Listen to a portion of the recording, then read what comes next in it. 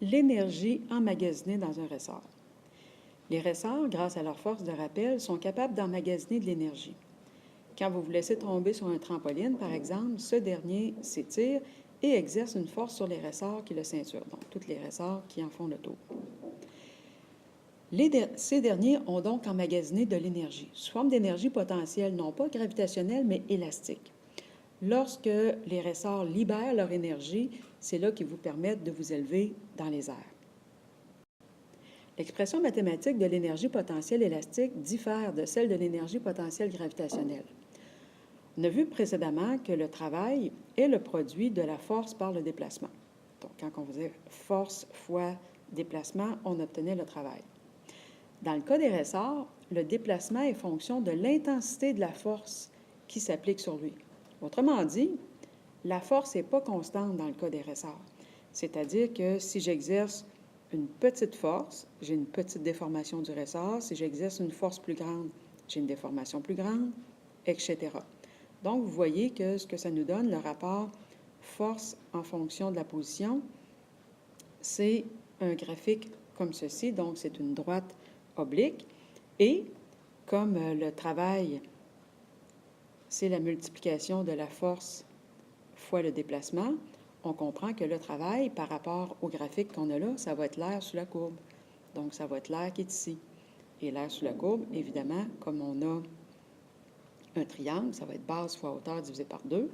La base, c'est la différence entre la position finale et la position initiale. Donc, c'est donc delta x. La hauteur, c'est f, et c'est divisé par 2. Et finalement, f, qui est la force de rappel, on peut dire que c'est égal à k fois delta x. Donc, on a delta x fois k fois delta x est égal à 2, ce qui nous conduit à la formule que vous avez ici. C'est-à-dire que w est égal à 1/2 fois k fois le déplacement au carré. Mais je vous rappelle que dans cette formule-là, on est parti avec w est égal à 1/2 fois k fois delta x fois delta x. Et en fait, on a un k fois delta x qui était la force de rappel. Donc, on peut supposer que cette forme-là est aussi valable. J'attire votre attention sur le fait que les unités pour l'allongement et pour la constante comprennent des mètres et non pas des centimètres. Alors, faites attention à ça. Comme le travail qui est fait sur le ressort provient de l'énergie potentielle emmagasinée lorsqu'il est libéré, ou au contraire, lorsque le travail sert à produire de l'énergie potentielle élastique, on peut dire que l'énergie potentielle élastique va être égale à 1/2 fois k fois delta x au carré lorsque le travail qu'on effectue ou le travail qui est effectué consiste à agir sur un ressort ou qu'un ressort agisse sur un événement quelconque.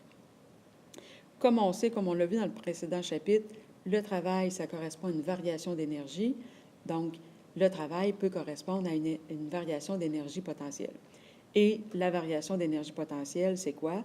Bien, c'est l'énergie potentielle élastique qu'on a à la fin, moins l'énergie potentielle élastique qu'on a au début, et ça correspond à un travail qui est fait sur un ressort ou une autre substance élastique.